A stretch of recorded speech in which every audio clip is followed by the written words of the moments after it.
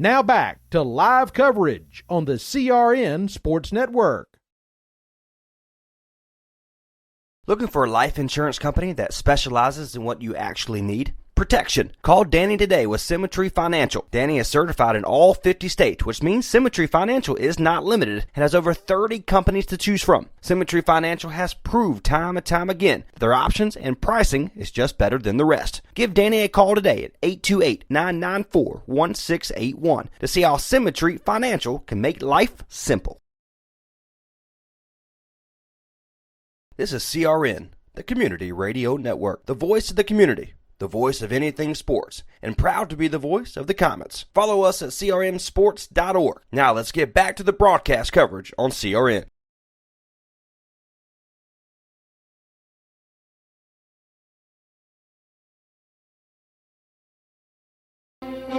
This episode is an exclusive production solely for the private, non-commercial use of our listening audience. Any publication, reproduction, transmission of the accounts without the express written consent or permission is restricted and prohibited. To hear this replay or other previous podcasts, download on iHeartRadio, iTunes Radio, and TuneIn. As always, this show is for you. Thank you for listening.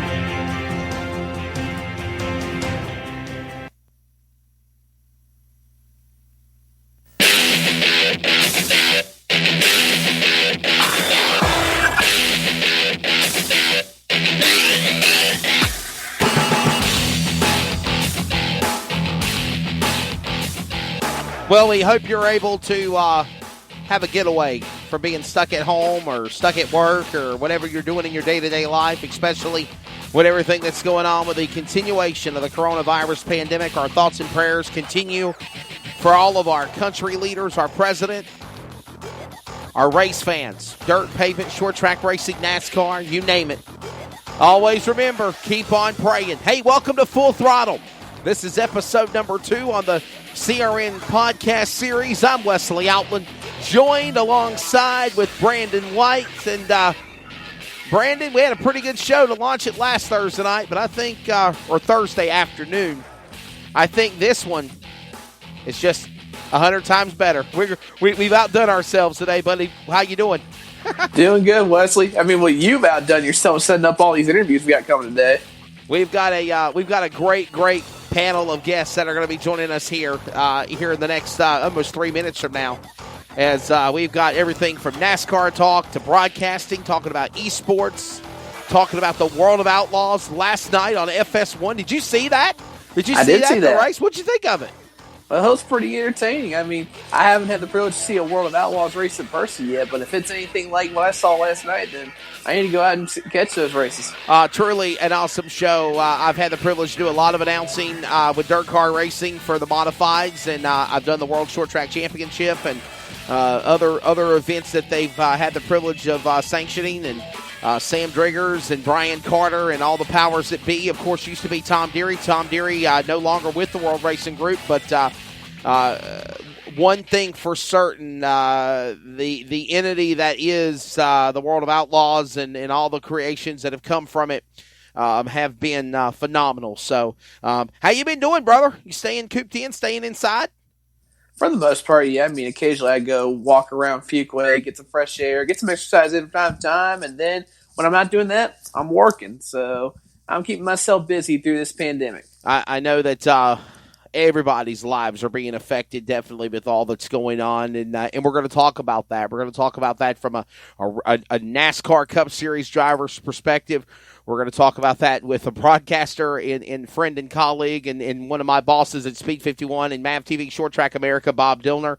And we're also going to talk with Trent Ivey. I mean, the young man, 25 years old, out of Union, South Carolina, the little head knocker to the big head knocker, his father, Petey Ivey, who I've had the privilege to call many races and see his successes as a father-son duo, and now Trent making his legacy. And, man, they were rocking and rolling in the Palmetto State last night when he won that iRacing virtual race at Charlotte, for sure. Absolutely. That was real fun to watch, see, him, Kyle Larson, and, Bobby Pierce trying to work his way up through the pack in that second race. And then, in the first race, you got Christopher Bell, Kyle Larson, and Kevin Swindell battling up at the front. Kevin Swindell, that's a story that could probably take up an entire show one day in the future. Everything that he's been through, and it's really good to see him like back behind the wheel, racing with guys that he's been with his whole career. And, thought he was going to win it for a minute, but Christopher Bell, man, he's something else in virtual and real life on dirt tracks. And how about Scott Bloomquist, Chris Madden? Never would have thought they'd run iRacing simulators. They were racing it, part of Dryden, and then Scott struggled last night, man. I think he made 2 laps and he pulled off the tracker. He got several laps down and just said to hell with it. So definitely, but hey, listen, we have got a great show for you. We are not going to waste any time. Thank you for those joining us on all of our podcast affiliates as well as on crnsports.org. We have got a great panel of guests that are going to be joining us on the program. We're not going to waste any time. Coming up here in just a moment, we're going to introduce these people to you.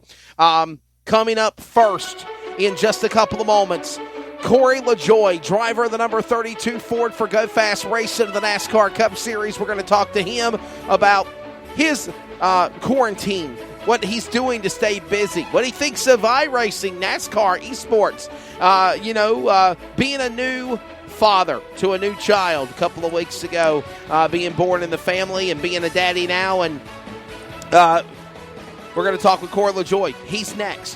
From former Fox Sports, Speed TV NASCAR broadcaster, now with MAV TV, and founder of Speed 51, who covers 100% short track racing. I'm humbled and honored to be in my second year working with them.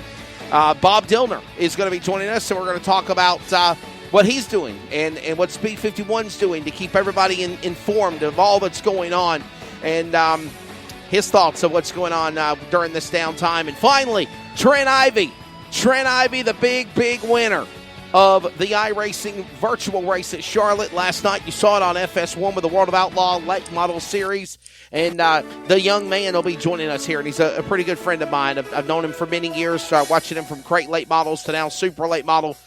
We're going to talk about that. So, hey, we're going to take a quick 30-second timeout to thank our sponsor, Symmetry Financial Group. Thank you to Danny. And when we come back, Corey LaJoie from NASCAR joins us next. This is Full Throttle, Episode 2, a proud part of CRN Podcast. We'll be right back.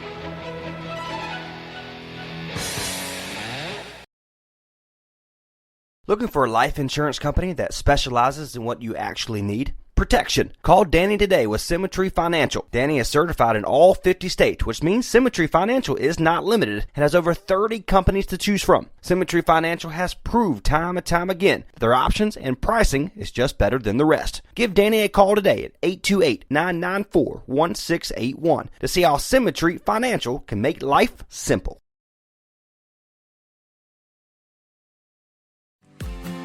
Coming soon, the new wave of hydration and energy drink HIQ.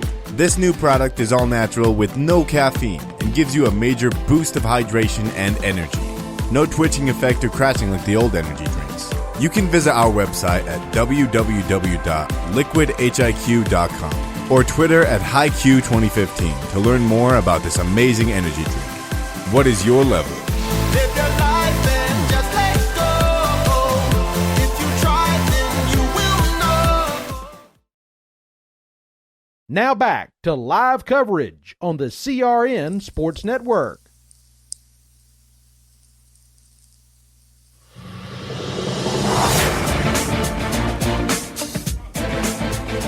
Hey, welcome back to Full Throttle. It's all part of the CRN podcast series. CRNsports.org. All of the replays on all of the podcast available outlets. Wesley Outland joined with Brandon White. We're getting ready to go back to the phone lines here now, and we're getting ready to have our first guest here on episode number 2 of the program, and it's going to be the driver for Go Fast Racing in the NASCAR Cup Series. And like the rest of the drivers of NASCAR, he sits and he waits for the opportunity to see when those cars can orbit back into to action again after the remnants of what's happening with the coronavirus. Joining us is, he's the son of two-time NASCAR Busch Series champion, Randy LaJoie, LaJoie of Seating. I've worked with his brother, Casey LaJoie, who's now at Colleague Racing on Speed 51 for many times in broadcast races. And Corey, man, I remember when you were just driving late models across the Carolinas looking for that ride to make it to the Cup Series. And I think it's like that song that they play in the hip-hop world today, Hey, Look, Mom, I Made It. Welcome to Full Throttle, buddy. Yeah, man, thanks for having me on. Yeah, like you said, it's been and there wasn't one particular ride that afforded me the opportunity to go Cup racing. It was all the ones, good, bad, or indifferent along the way that kind of paved the way for me to get here. Yeah, I was going to say the exact same thing. Hey, how are you doing? How's life been? I mean, man, since I saw you, well, the last time we ran into one another was at the Snowball Derby, and we literally had seen each other like almost every day. I remember that last interview we did before I was in the booth, and you were like, I don't want to talk to you no more. I see you almost every day when we're talking. So when I was working pit road, and the experience of being a part of the Snowball Derby, how cool was that driving the Jamie Shelton Racing number 7 car? Yeah, that was actually that was the best we've ran down there. Man, we burned the clutch up. I thought we had a top 3 car, but I can't catch a break every time we go down there. I've had some good race cars, just haven't been able to put a whole race together, unfortunately. But yeah, as you know, or anybody else has been down there, that's a long week with a lot of practice, and you feel like you talk to the same people about the same stuff about every 3 or 4 hours. So yeah, I always like to pick at you a little bit, but yeah, Snowball Derby's always a good time. It's a lot of money though, for a short track race. That's why, it definitely takes partners.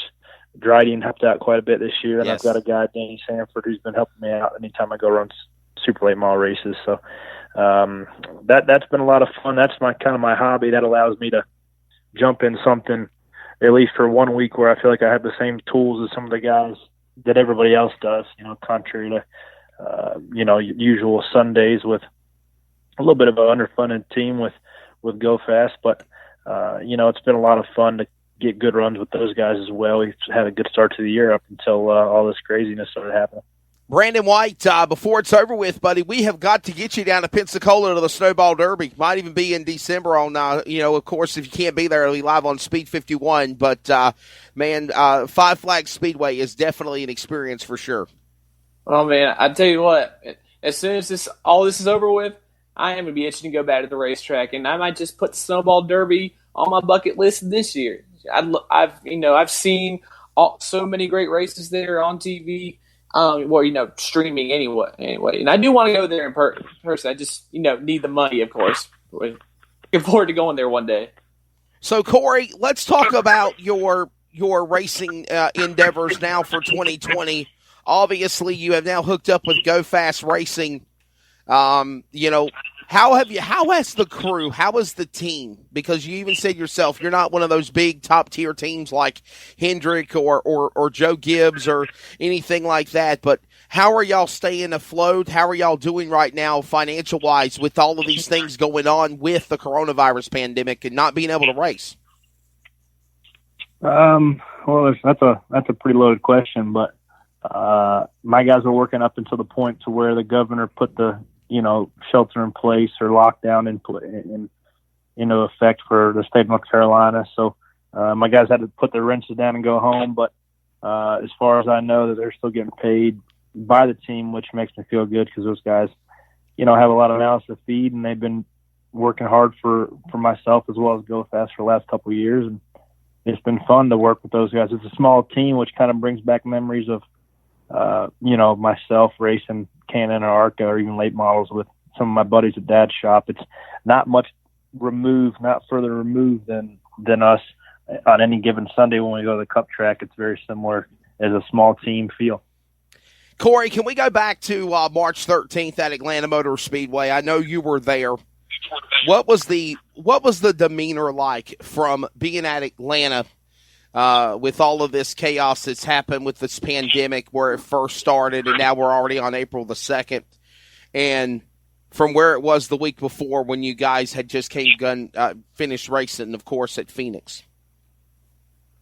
Well, actually, I wasn't down there yet. I was actually driving down because my wife and I had our first child that Wednesday morning. So I was at the hospital for Thursday, and then I was driving down to Atlanta Friday. And while I was en route is when they called it. So it was certainly a pretty crazy couple hours as it all unfolded.